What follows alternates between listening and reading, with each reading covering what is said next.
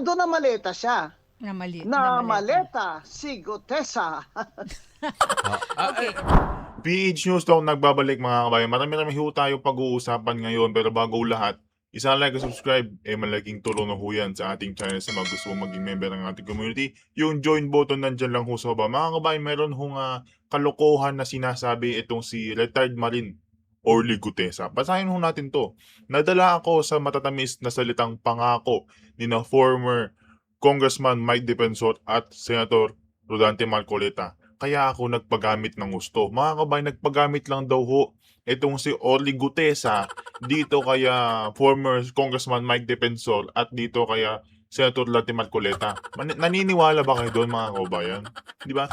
Ibig sabihin mga kabayan, itong si Orly Gutesa, sinasabi niya na hindi totoo yung mga sinabi niya noong naging testigo siya. Di ba? Ibig sabihin mga kabayan, parang kumbaga lahat ng sinabi niya doon, binabawi niya. Di ba? Parang sinasabi niya rin na hindi siya kasama sa mga tao nito si Zaldico o ni Romualdez. Hindi ka kasama? Ano to? Di ba siya yan mga kabayan? Di ba siya yan? Lakihan natin para makita nyo. Siya yan yung kalbo doon. Di ba? Basahin natin yung statement ni Atty. Levito D. Balicod. Sergeant Orly Gutesa, retired, was involved in the delivery of cash in suitcase. Picture taken by his fellow security personnel of Zaldico. Diba? So mga kabayan, yung sinasabi niya mga statement dito, wag ho kayong maniwala. At wag din ho kayong maniwala na itong si Senator Dante Marcoleta at itong si Congressman Mike Defensor kumuha ng 18 maleta boys. 18 ex-marines para maging testigo sa mga mali-malitang pera na dinideliver sa tatlong buhaya, malalaking buhaya, 'di ba? Romualdez, Zaldico at Marcos Jr. 'Di ba? Ibig sabihin mga kabayan, itong si Orly Gutesa parang nililin lang ang publiko. Hinuhubog niya ang publiko, sigurado mga kabayan, hawak to nila Marcos Jr. Sigurado mga kabayan na sinabihan siya na siraan itong sila former Congressman Mike Defensor at itong si Senador Dante Marcoleta at iba pang mga 14 ex-marines, di ba? 14 kasi dati 18. Siyempre, yung apat nag-recant. Edi 14 na lang ngayon. Mga kabayan, ang ginagawa nito si Orly Gutesa, ang ginagawa niya is pinasisinungalingan niya lahat ng statements ng 14 ex-marines. Diba? Nililin lang niya ho ang publiko. Wag ho kayong maniwala mga kabayan. Wag ho kayong magpanlin lang dito kay Orly Gutesa, ha? Ayun, sinabi niya nito si Atty. Levito Balicod na attorney ng 14 ex-marines, diba? Involved daw ho siya sa pag-deliver ng mga cash in suitcases, in suitcases, picture taken by his fellow security personnel of Zaldico. Kaya mga kabayan, wag ho kayong maniwala dito sa mga pinagsasabi na ito si Orly Gutesa na nagpagamit, wag ho kayong maniwala na nagpagamit lang siya dito kaya former Congressman Mike Defensor dito kay Senator Dante Marcoleta kasi mga kabayan, hawak na yan sa leeg. Kaya parang puppet na rin yan. Parang tuta na rin yan ni Marcos Jr., Romualdez, di ba?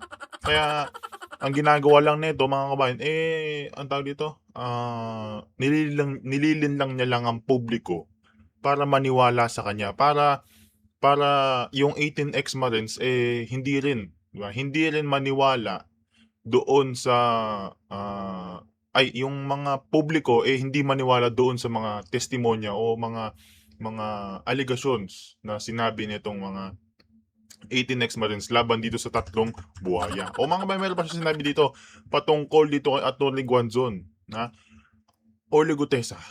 Pinangalanan si Atty. Guanzon na umano'y nagbalak ayusin ang affidavit niya laban kay Martin Romualdez. Mga kabayan, hindi na ako magko-comment dyan, ha? Mamaya ho mga kabayan dyan, nakikita nyo ho yung video natin dyan sa may right upper side. Ipi-play ho natin yan mga kabayan mamaya para makita nyo, para mapakinggan nyo kung ano ang statement dito ni Atty. Rowena Guanzon, ha? Para hindi tayo na dito, ha? Para yung mismo nga sinabihan niya, yun ang mismo nga mag-comment. Ha? Mamaya ho mga kabayan, mapapanood ho natin yan. Ito pa, meron pa yan. Orly Gutesa sinabing inutusan umano siya ni Marcoleta at defensor para siraan si Romualdez. Di ba? Mga kabayan, talagang hawak na to sa leeg. Hawak na to sa leeg, mga kabayan. Iisipin nyo mga kabayan, itong sila Congressman Mike Defensor at itong si Senator Dante Marcoleta. Uutusan itong si Orly Gutesa na siraan itong si Romualdez. Di ba? Itong si Romualdez pa naman, numero unong best friend at pinsan nitong si Marcos Jr. Di ba? Kaya itong si Romualdez, mga kabayan, kahit hindi mo siraan yan, sirang-sira na yan. 'Di ba? Kasi madaming tawag dito, sinumite na anong tawag dito, mga litrato na maletang pera na diniliver dito kaya Romualdez tsaka dito kay Zaldico. Wait lang, nawala tayo.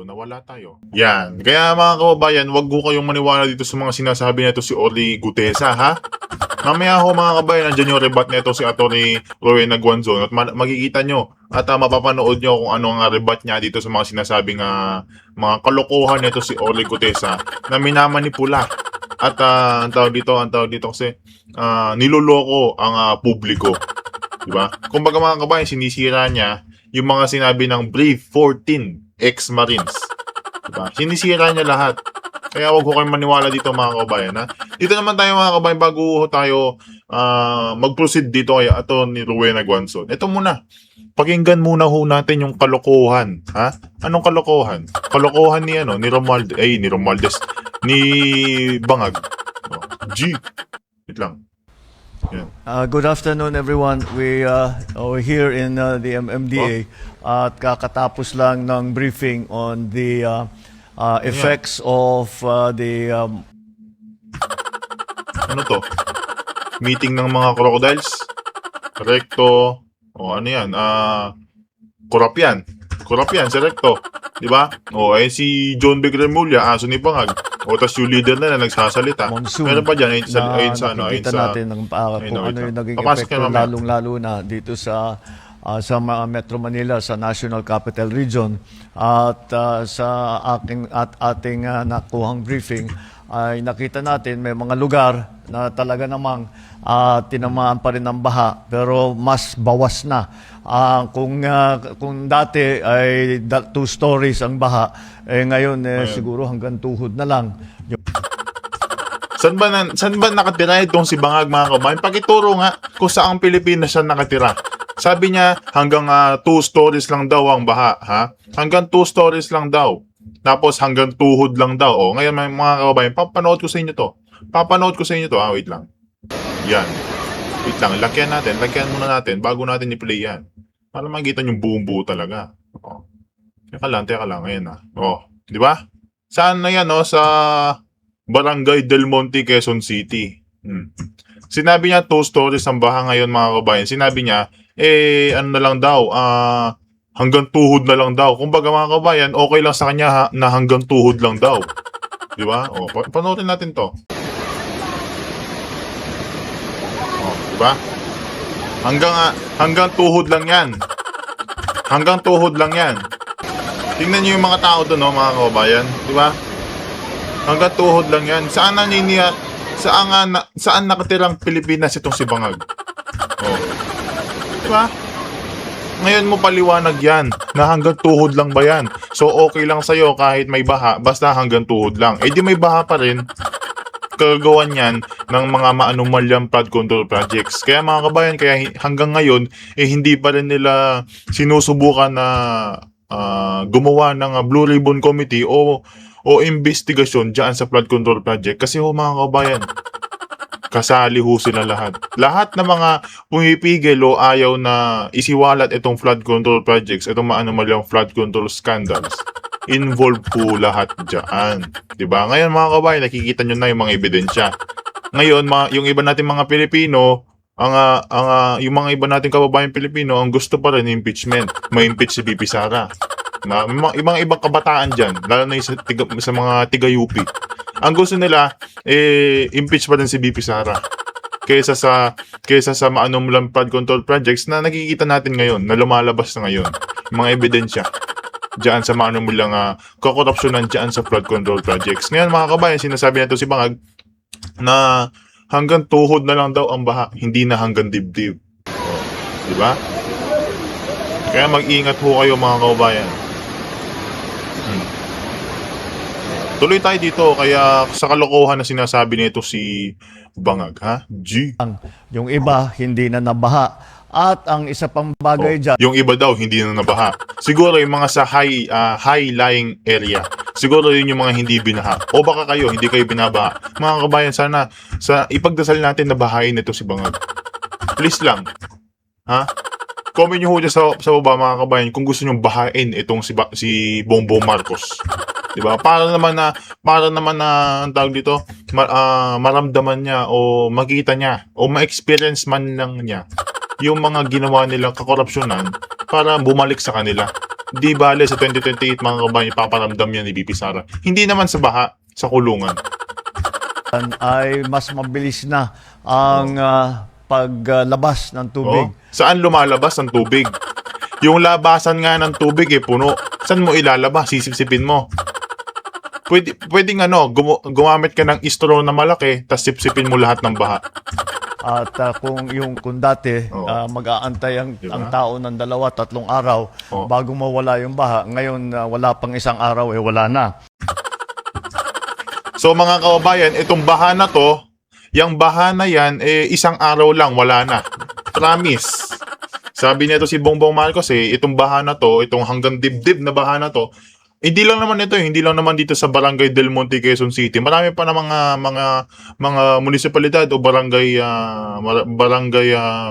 roads na bahang-baha, di ba? Bahang-baha, mga kabayan, kahit dito sa amin, bahang-baha. Hindi nyo lang natatanong. Di ba? Mga kabayan, tapos sasabihin na ito si Bongbong Marcos 1 araw lang daw huhupa na ang baha. Saan kaya dadaloy yung baha na sinasabi mo? Di ba? Tuloy tayo dito. Tuloy pa tayo dito. Di pa tapos. At sa loob ng 5 oras, 201 millimeters. Ito, di ba? Lahat ng nandiyan sa scripted na yan. Recto, di ba? Sino kasi ito? Yung naka-jacket na gali na to, nakalimutan ko yung pangalan yan. Basta lahat ng yan mga kabayan, ito pa si Vince Dizon nandiyan sa gilid. Ano yan, lahat mga kabayan, crocodiles. Kumbaga ito mga kabayan, sa breed ng aso, sige, kung sa breed ng aso, o kaya sa mga sa aso na lang. Kumbaga ito mga kabayan, ito is Belgian Malinois, tapos yung mga nasa likod niya, mga tutana. Di ba? Kasi lahat naman yan corrupt. Ito si Recto, nambababae daw, di ba? Ito si Marcos Jr., likas na corrupt. Magmula sa kanya hanggang sa anak. ito ay katumbas ng 44% bumagsak itong tubig ito in 5 hours. This is 44% of the water, the rain that fell during Typhoon Ondoy over a period of 24 hours. So 1/2 of the water volume that fell for 24 hours in Typhoon Ondoy, this time within 5 hours, 44% of that. So it was 201 millimeters that fell in 5 hours, and that is yan ang ating ngayon na hinaharap dahil nga sa climate change, dahil yung Ondoy was special, was unusual. Pero ang numero 1 dyan, tingnan nyo yung flood control dyan sa Japan, mga kabayan. Marami silang mga tunnel, diba? Tunnel na daluyan ng tubig, kaya hindi binabaha sa kanila Tayo lang ata yung numero 1 bansa na binabaha. Diba? Hindi naman mangyayari yan, mga kabayan. Hindi naman mangyayari yung matinding baha na yan kung walang korupsyon na naganap dyan sa DPWH. 'Di ba? Tama ako, mali. Hindi naman tayo babahain mga kababayan kung hindi nila ninanakaw yung pondo ng bayan. Yung pera natin kung hindi nila ninanakaw at nilalaan sa mabuting nga paraan, sa mabuting nga project, sa walang corruption na project, sa hindi tinipid na project, 'di ba? Doon sa tatagal na project, yung hindi masisira agad, kontra baha, sigurado mga kabayan walang baha na madadanas walang baha na ang tawag dito, walang baha na pupunta sa mga bahay, walang may experience na baha yung mga Pilipino. Tama ako, mali. Di ba? Kaso mga kabayan, talagang ito, nakikita nyo mga tao na yan, garapal ho lahat yan. Di ba? Garapal ho lahat yan. Kaya hindi umaahon ng Pilipinas dahil sa leader na to. Di ba? Kaya mga kabayan, okay lang yan. Kaso mga kabayan, meron pa tayong isang taon na pagtitiis. Isang taon na pagtitiis dyan sa panunungkulan o pagiging presidente nito si Bangag. Ito si Marcos Jr. Meron pa po tayong isang taon. Tiisin nyo na lang muna po mga kabayan at papalitan na yan nitong si BP Sara Duterte. At sigurado ako mga kabayan, itong 5 na yan, hindi pa naman buo na yan, hindi pa naman buong corruption yan, hindi pa naman buong corrupt team yan. Meron pa naman doon sa House of Representatives. Diba? Pero itong mga kabayan, itong nakikita nyo 5 yan, nakasuot ho yan ng orange na damit, tapos may nakatulad na BGMP dito sa gitna. Promise. Balang araw ho mga kabayan, makikita ho natin yung mga yan na nakasuot ng kulay orange na damit at may BGMP sa gitna. It's a little bit becoming a little bit like the new normal. Makita natin na maganda naman ang naging epekto, patuloy yung ating dredging, yung ating mga pininspeksyon, yung pinalaki natin ng mga drainage systems, naglagay tayo ng malalaking tubo. Pinagmamalaki mo yung tubo mo, tapos wala namang dumadali ng tubig, pinagmamalaki mo yung mga drainage na pinagawa mo, hanggang ngayon may baha pa rin.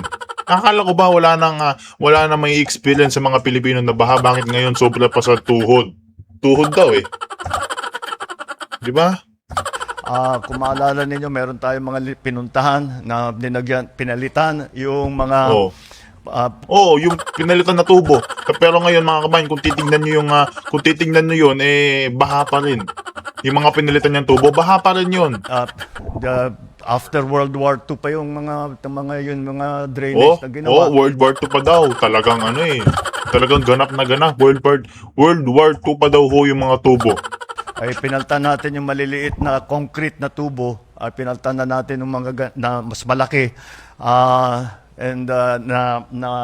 na tubo para mas mabilis ang paglabas ng pagdaloy ng tubig. Pati na yung mga pumping station natin, we have 73 pumping stations that are all of them are functioning now. Marami doon ay hindi pa nakapag-function, minsan hindi pa gumana yon. Yung mga iba dyan, ngayon napapaandar na natin lahat. At patuloy pa rin ang ating dredging, patuloy pa rin ang ating pagbomba. Ang pumping station, meron pa tayo yung mobile na pumping equipment. We have 11 of those, I believe, that we are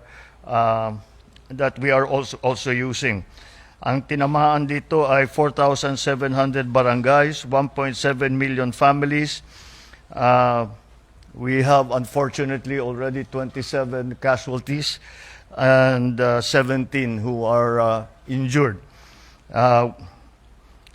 So you can see that the effects of the monsoon has been widespread and severe in terms of its effect.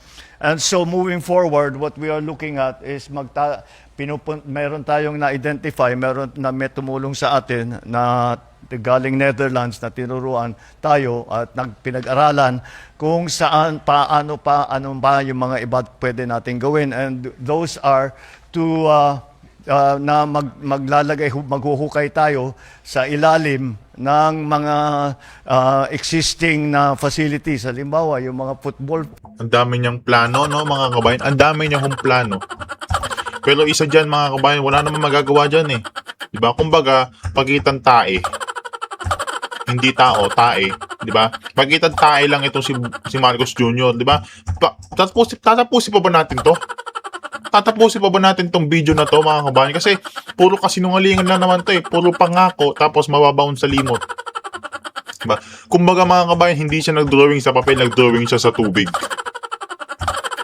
'Di ba? Puro plano, tapos ni isa wala siyang gagawin. Pinagmamalaki niya yung mga tubo na World War II pa daw ho yun. Tapos pinalitan niya daw ho nung nakaraan na interview niya. Pero ngayon mga kabayan, kung titignan niyo yung pinuntahan niyang lugar na yon, baha pa rin. Yun, hanggang tuhod yun. Hindi ko lang alam ngayon, baka hanggang ulo na. 'Di ba? Huwag na natin tapusin to mga kabayan. Puro plano lang naman to eh. Wala namang magagawa yan eh. Sigurado tayo. Diba? Kaya wag natin tapos. Kung gusto nyo tapusin, kayo tapusin nyo. Kasi ako, ayoko eh. Nakakaboring magsalita to eh. Diba? Kumbaga ito, kamukha to ni Auntie Claire. Diba? Proceed na tayo dito mga kabayan. Dito kaya Attorney Rowena Guanzon. Dito doon sa statement niya laban dito. Laban dito kaya retired Marine Ori Gutesa. Wait lang. Gani, ano bang natabo nga Kaintindihan na yung dalawa. anong natabo kay diri kay Kudesa man? Oo nga, nagrekanta. Attorney. Kwan sa kuno daw is a resurrected man. Oo. Talaga naman itong si Gutesa. Oh. Nakita ko lang yung statement niya eh. Oo Kaya ang nga, dami oo nga. tumatawag. Oo. Sabi niya dun sa statement niya na, di ba bumaligtad na siya? Yes. Na hindi daw totoo yung lahat ng affidavit niya at sinabi niya dun sa Blue Ribbon hearing ni Senator Marcoleta. Mhm. Sabi niya, pinilit lang daw siya ni Senator Marcoleta at Yan. ni former Kong Mike Defensor. Okay. At sinabi pa niya, Lahat ng mga pinag-usapan natin nung introduction mga kababayan kanina, sasagot din itong si Attorney Rowena Guanzon na attorney. Hindi normal na tao. na may tumawag sa kanya na galing sa opisina ni Senator Marcoleta Mhm. at inalok na kung gusto niya akong tawagan si Attorney Guanzon para sa kanyang salaysay o affidavit ay bibigyan siya ng numero. Mhm. Kaya pati ako, Nadami dito. oo, parang ibig niya sabihin kasama ako doon sa conspiracy ni na Senator Marcoleta at Mike Defensor na Okay. gamitin lang siya laban kay Martin Romualdez. Pero sinabi din niya na hindi naman daw siya nag-contact sa akin. Talagang hindi. Yung sinungaling na yan. Mga pakialam ko sa kay Gutesa na yan. Ang layo-layo. Di ba? Sinungaling. Number one, sinungaling ito si Ori Gutesa kasi sinasabi niya na, siyempre bumaliktad na itong tao na to eh. Ibig sabihin, pag bumaliktad na, hawak na sa leeg itong si Ori Gutesa, hawak na nitong si Romualdez or baka ni Marcos Jr., tauhan ni Marcos Jr., tauhan ni Zaldico, hawak na yan sa leeg. Kaya magsisinungaling yan. Di ba? Naman paano kung magiging kliyente yan? Oo. Pero Eh ano baka ko dyan, baka inisip niya. Tinadamay ako kasi alam nila na siyempre friend ako and supporter of Senator Marcoleta. Kaya dinadamay na naman nila ako. Mhm. Pero may magagalit dyan sa ginawa ni Gutesa, si Ombudsman. Mhm, mhm. Attorney, itong si Gutesa, after niyang tumistigo doon sa Senate Blue Ribbon Committee, biglang nawala, hindi na siya naging visible. Attorney. Nagtago siya o pinatago siya. Mhm. Sigurado naman, hindi naman ako obvious naman yan. Bakit babaligtad si Gutesa? Nakatestify na siya. Hindi perjury yun. Oo. Diba? Kasi nag-testify na siya under oath eh. Oo nga, Kung oo nga. mapilabit lang niya, Tama. walang perjury. Kaya, hintayin natin yung magiging kaso nito si Ori Gutesa na perjury. Hintayin natin yon mga kabayan kasi ayun, tama nga naman ito sinabi nito si Atty. Rowena Guanzon na nag-testify na siya laban dito kila Romualdez, Zaldico at sa mga iba pa. Ngayon mga kabayan, bumaligtad. Ibig sabihin perjury na ito sinabi nito katulad na sinabi nito si Atty. Rowena Guanzon na magiging perjury ang kaso nito si Ori Gutesa. Naman siya Nagsisinungaling eh. Isipin mo, nagpagamit daw ng husto dito kaya former Congressman Mike Defensor at dito kay Senador dati Marcoleta. Nag-testify ka, boy. Nag-testify ka na madami kang mga sinabing ebidensya tapos ngayon babaliktad ka tapos sisirain mo. Tapos sisirain mo din sisirain mo din sila sa publiko tapos lilinlangin mo yung publiko. Perjury ka ngayon. Testify. Testify siya doon. Kung pinilit lang siya, dapat, di ba makikita mo naman kung ang behavior ng taong pinipilit. Aha. Kaya, Opo. sigurado na maleta siya. Na mali. Na maleta, si Gutesa. Okay. Pero sa tingin Okay, mo Glenn. rito, attorney, kasi nung una merong yung mismo... Nakatanggap ng maleta. Sigurado yun. Tama itong sinabi nitong si Atty. Rowena Nagbanson na nakatanggap itong si Ore Gutesa ng maleta. Kapalit ng pagsisira o kapalit ng sisirain niya lang sa publiko itong si Senador Dante Marcoleta at itong si Mike Defensor. Ha? Nakamaleta yan. 18 mari, may 4 na bumaliktad, di ba? Tapos sumunod ko si Gutesa. Sa tingin mo, sino yung mga nasa likod dito para itong mga taong ito ay bumaliktad sa kanilang mga unang testimonya? Sabi mo mga under oath si Gutesa. Sabihin, lahat ng mga niya pinagsasabi niya doon ay pawang katotohanan. Pero ngayon, nadiin yung dalawa. Tingin mo, anong klaseng tactic to? Sino ba ang beneficiary niyan? Yung Ayun. pagbaligtad ng 4 na yun at ni Gutesa, hindi ba si Martin Romualdez? Ayun. So, kung sino yung beneficiary niyan, syempre siya yung pagdududahan natin. Siya yung may nito, na gumalaw nito. Mhm. Ngayon, ito problema na yun, yung 4 na yun, at ni Gutesa, dahil nag-announce na ang ombudsman, na pwede silang kasuhan yung 4 na yun, na kasama sa plunder Mhm. ni Martin Romualdez. Mhm. Kasi sa plunder naman, pag nag-deliver sila o nag-receive sila, kasabwat sila. Mhm. Edi inamin nila na kasabwat sila. So, una nilang affidavit. Ngayon, kaya nga sabi ko, dapat isama din ng ombudsman si Gutesa doon sa kaso ni Romualdez. Kasi, para malaman talaga ng mga tao sa husgado kung totoo ba itong mga pinagsasabi niya. Kasi, yung ibang kasama niya, sinabi din na kasama sila sa pag-deliver ng mga mali-malitang milyong piso na kickbackan. Mhm. Pero paano na yung iba? Kasi kahit mag-withdraw si Gutesa at yung 4, meron pang ilan pa ba yun? 5 minus 18? O di may 13 pa. May 13 pa na nagko-corroborate yung mga testimony nila na nag-deliver sila. Although hindi sila sabay-sabay nag-deliver, pero nagkakaalaman sila na nag-deliver sila na mali-malitang pera kay Martin Romualdez sa bahay niya sa Forbes at utos ni Saldico, yung kanilang boss. So yan yan ang problema ni Gutesa na hindi niya nakita. Dahil ngayon, ombudsman na ang kalaban niya. Hindi si Senator Marcoleta. Ayun. Dinadamay lang kami dito kasi alam nila na supporter ako and friend of Senator Marcoleta. Pero kung layo naman ang kwento nitong Gutesa na ito, Okay. bakit naman gagawin yung salaysay niya? Sino ba yan? Okay. Parang sino ba yan si Gutesa para bigyan ko siya ng panahon ko ba? Tsaka mga ganyang klaseng tao, parang naman yan sa akin, di ba? Wala akong access dyan. I mean, I don't want to have anything to do with them, di ba? Ang binanggit mo kanina, attorney, yung mga nakinabang dito, yung pagbaligtad yung 4 na Marine at pagbaligtad ngayon ni Gutesa, sabi mo, ang makikinabang dito ay si dating Speaker Martin Romualdez. Pero, doon mismo sa zona ni Pangulong Bongbong Marcos, binanggit niya di ba, na uusad na yung kaso at hinahanda ang kaso laban sa dating speaker. Hindi naman niya pinapangalanan. Parang hindi niya masambit yung parang si Darth Vader sa Star Wars. He who cannot be named. Ano ba? May minipit ba mga dila nila na hindi nila masabi ang pangalan niyang pinsan niya? Di matagal na po yung zona na yan. Napakatagal na. Last year pa, sinabi natin makukulong siya. Wala naman siya nakulong. Ngayon, kailangan patunayan na yan ni BBM at na ombudsman na itong si Martin Romualdez ay hindi po yan untouchable. Mm. Ayan, Ngayon, si Gutesa, nadagdagan pa ngayon. Akala ni Gutesa nakaisa siya. Ngayon, sakit ng ulo niya. At ngayon, sigurado, pag dinamay siya ng ombudsman sa plunder case, kasama siya mhm.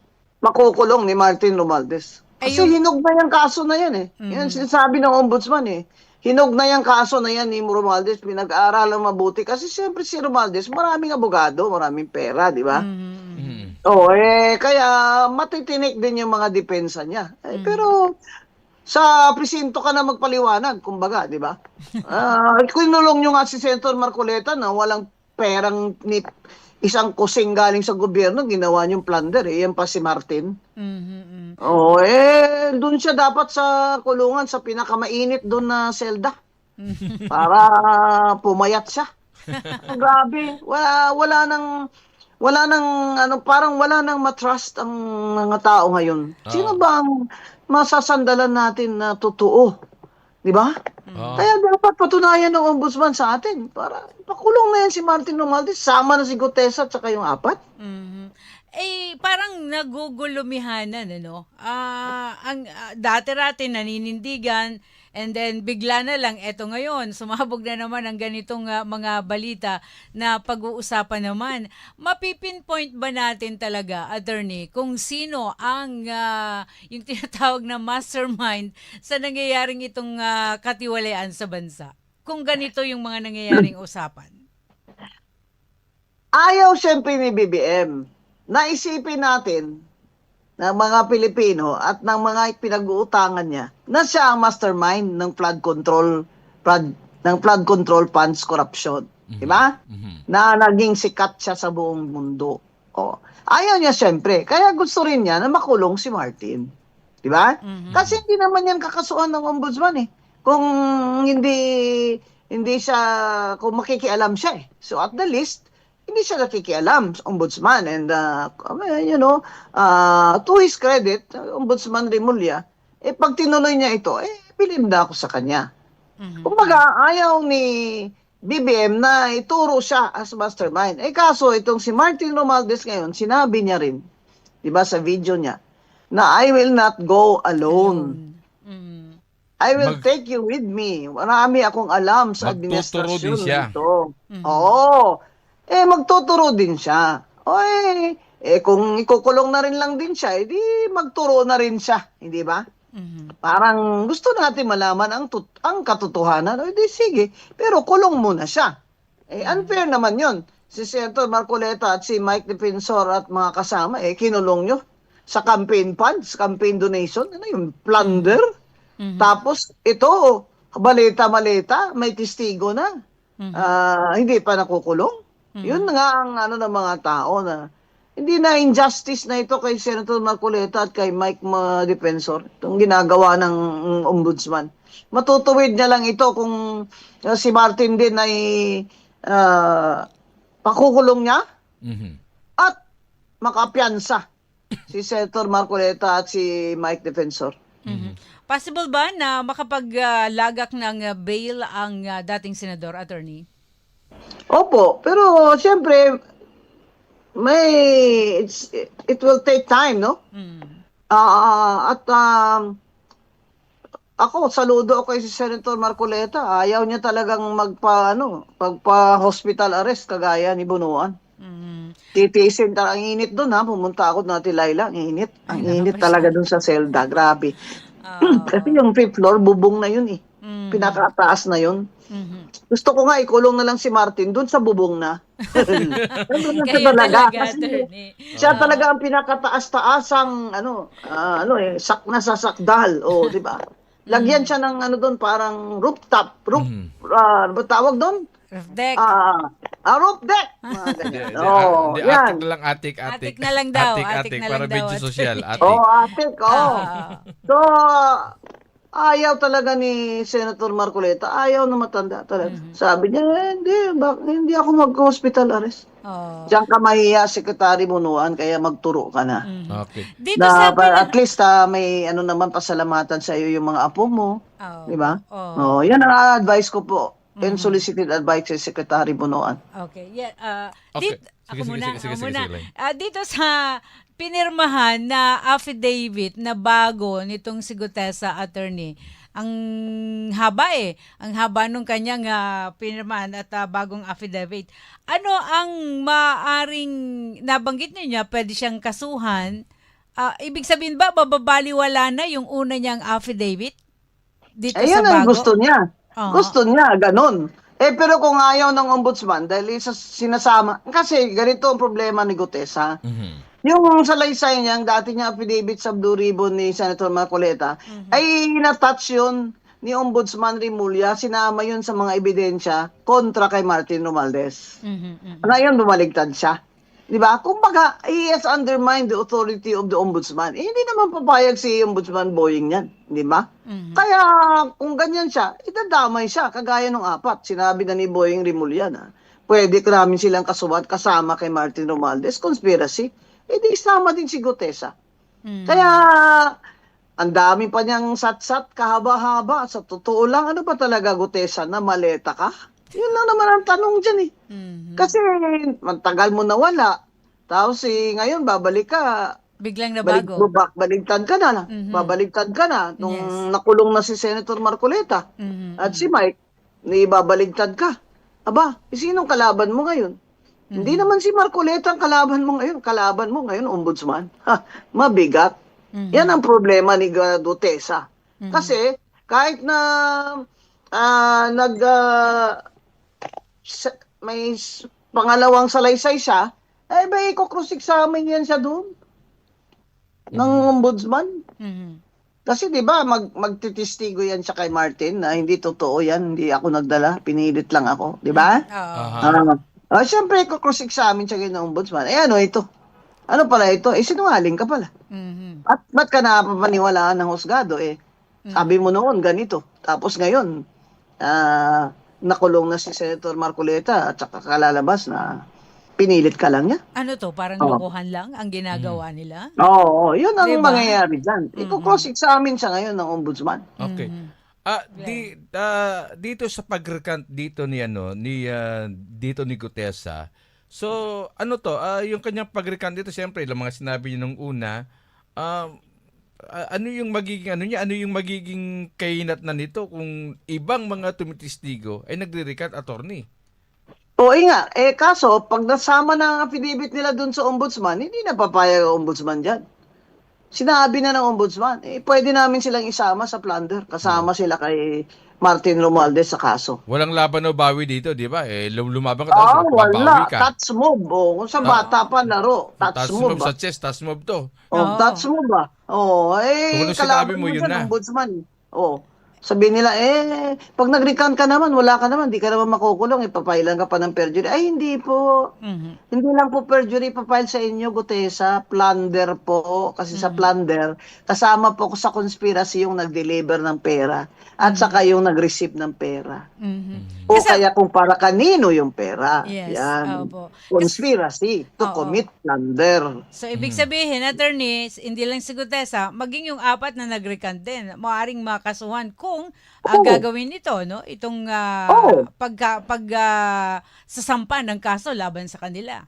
Pwedeng Opo, plunder in din. fact, the ombudsman has already said that. We can, sabi niya. We can. Kaya namin, we can. Pwede namin isama sila sa kaso ng plunder ni Martin Romualdez. Ayan, sige. Sige, may maleta nga kayo, pero himas rehas naman kayo. So dito, attorney, para sa iyo, dito sa pananaw mong ito, kaya nag-recant, kaya bumaligtad si Gutesa, hindi dahil sa hindi dahil sa pressure ng gobyerno sa buhay niya, hindi dahil sa nagsasabi siya ng totoo. So bumaligtad siya dahil binayaran siya ng kampo To ng Martin benefit Romualdez. Yun. Sino ba naman beneficiary di si Romualdez? Pero yun ako, yan ang suspecho ko. That is my opinion. Ah. Pwede ba naman si Gutesa? Pwede ba naman yan na wala na lang bigla tapos babalik ngayon? Pwede ba naman yan na it's just he's being bothered by his conscience? Baka naman million yung conscience niya, kaya mabigat na. Hindi nakakayanin. Ayun, okay. So, dito, sa tingin mo dito sa pangyayaring ito, sabi mo nga, kung masusubukan dito si Ombudsman Boying Remulla, kung ano ang paninindigan niya dito sa kaso ni Martin Romualdez? Opo, ibig sabihin, ano pala tingin nyo sa ombudsman? Kawayan?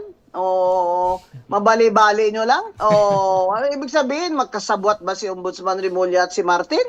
Na maglaglagan na lang ng mga witness, hayaan lang ng ombudsman? O ibig sabihin yan nila, kung gagawin nila yan, magkasabwat pala?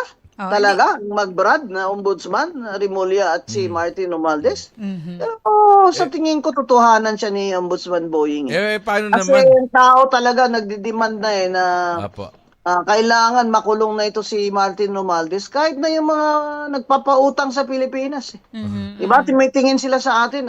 Kung sige kayo corruption dyan, ba't naman kami papautang sa inyo? Baka wala na kayong pambayad. Tama, oo. Paano to, attorney, itong mga pag-recut dito ni Gutesa? Baka bigla naman maglilito naman ng isang video si Saldi ko na patutunan niya. Hindi! Inutusan ko yan si Gutesa na mag-deliver kay Martin Romualdez. O di yari siya. baka bigla maglabas ng video ulit. Alam mo naman, nananay si Saldi ko eh. Palagay ko na wala ng power si Martin pag nakulong na siya. Different administration na magpalit na ng administration, pwede nang bumalik si Zaldi. At sabihin niya, ako magte-testify pero state witness. Kasi dapat kulong lang ako habang ang Sandigan Bayan ay mag-decide kung pwede ako mag-state witness. Ituturo ko yan si Martin. Tuturo ko yan. Yan. Hindi Yan ang kaya... gusto ni Bonoan, mag-state witness. Sabi ng Sandigan Bayan, hindi. Hindi ka pwede mag-state witness dahil hindi ka naman pwedeng mag-claim na hindi ikaw ang most guilty. Yan. Kasi ang state witness dapat hindi siya ang most guilty. Di ba? Pero sinasabi ng Sandigan, hindi pwede. Sa taas ng ranggo mo. Ang ranggo mo isang halintang na lang presidente na Tama. Alter ego ka ng presidente as cabinet secretary. Ayan, hindi siya pinayagan. So ngayon, si Bunuan nandun sa ospital. May sakit siguro din siya, pero kahit na, di ba? Unfair din naman si Senator Marcoleta nga may sakit din naman yan. Bakit? Nagbisita ako doon, pumayat May sakit din naman ang daming sakit Pero titiis niya. Kasi naninindigan siya. Grabe. Grabe talaga. Grabe talaga. Unfair talaga ito, Ombudsman. Si Saning Justice. Papiansahin nyo na yan si Senator Marcoleta at si Mike. Campaign donation yun nagbayad pa ng donor's tax. Saan ang plunder dyan kung nagbayad ng donor's tax? Yun lang, Sana binayaran ng tax ang gobyerno, ibig sabihin hindi nila tinago. Sabihin nila, hindi naman dineclare dun sa COMELEC. Sinabi nga ng COMELEC, dismiss na yun. Pambira naman. Jurisdiction ng COMELEC ngayon, malabo na. Malabo jurisdiction ngayon ng COMELEC sa campaign funds. Walang data na yung power niya ng criminal prosecution ng campaign funds. Napunta na naman sa ombudsman. Basta lagyan lang nila plunder. Lahat na lang ipa-plunder nyo. Ito pa, yung donation na 30 million, 10 million, 20 million ni Mike Defensor at dalawang kaibigan niya. Pinag-total nila para umabot ng more than 50 million para lang ma-plunder, di ba? Yes. Justice talaga yan, Ombudsman. Talagang habulin nyo ito si Gutesa, habulin nyo kasi hindi naman pwede yan na ganyan lang, pinaglalaroan niya yung justice system. Paano yan kung magkasundo naman yung magkabilang panig, Ombudsman and the other party attorney? Si Martin. Paano yan? Masyado ng lubog dito sa baha si Ombudsman. Na pwedeng kakainin niya suka niya dito. Sinabi niya na yung beses Opo. Sabi ko nga, walang kandidatong presidente si Bongbong Marcos na pwede siguro yan si Remulla Boying. Kasi compared sa brother niya, mas popular na siya ngayon lalo na pag pinakulong niya si Martin, di ba? Ayun, kapag yan, hindi lang si Martin. Yung mga sinasabing mga alipores noon, ni dating Speaker Martin Romualdez, na nakinabang din sa mga flood control, yung mga dating congressman na binabanggit. Correct, yung mga kontratista na yan, kagaya ni Gab Jola. Yan. Sino pa? May Dami, no? mga, lahat ng mga, dapat i-imbestiga yung mga taga-Bulacan ng mga congressman dyan eh. Abot naman hanggang tenga yung mga baha doon. Mga tilapia pumapasok na sa loob ng bahay ng mga tao. Grabe. Kung yan ay gagawin ni Ombudsman Boying Rimulya, aba Oo, may yan, laban. mabango, matapang to. Wala Oo, itong may laban sinisino. siya, no? May laban siya. Walang sinisino to. Oo, Pero hangga't wala siyang pinapakulong, hangga't sinasabi na magsasampa pa ng kaso, Ay, wala pa rin. tama yung isipan ni Laila Attorney. Wala pa rin. Baka ito doon lang sa TV magkalaban pero sa likod magkakampi. Sa likod, mag-brads pa rin. Oo, mag-branch pa rin. Paano yan? Oo. Kumbaga pakitang tao lang. Ay, di, akong bahala dyan. Kakasuhan ko yan. Nasona na eh. Nakadalawang sona na eh. Diba? Oo nga. Teka. Sona, nakadalawa na eh. Nakadalawa na nga. Hay, nako. Anong gagawin nila? Sino ang ituturong mastermind? Di si Bongbong. Yun lang. Kung hindi pala si Martin ang mastermind, sino pala, boss? Di si Bongbong. Yun nga. Oo. Gusto ba ni Bongbong yun? Siyempre hindi, di ba? Di ba? Well, dito sa wala na attorney. talaga. Kung sa chess pa, checkmate na Checkmate si na. Martin Romualdez. Wala na pupuntahan. Checkmate. Wala na, mate tumba na. Na siya, mag-prepare na siya ng balutan niya, yung mga maleta niya ba? Oh. Maleta niya ng potato chips. Malaki, no? Maleta niya ng, maraming maleta ito. Yung kasya tayo dyan sa maleta nila. But anyway, grabe. mabalikan ko lang itong mga nag-recant attorney at yung apat na sinasabing dating Marine at saka itong si Gutesa, paano ba tinitignan ng hukuman yung pagtestigo ng isang nag-recant? Credibility ng witness ang titingnan ng huwes. Sabihin niya, sisinungaling ba ito? Para kanino? Yung ganon.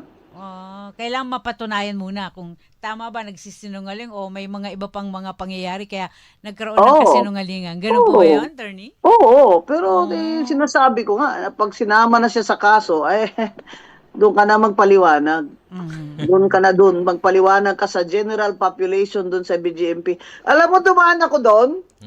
Sa general population, may mga fans ako doon May fans ako doon, mga mama, mga kuya doon. Sabi, attorney! Yun pala, meron silang TV.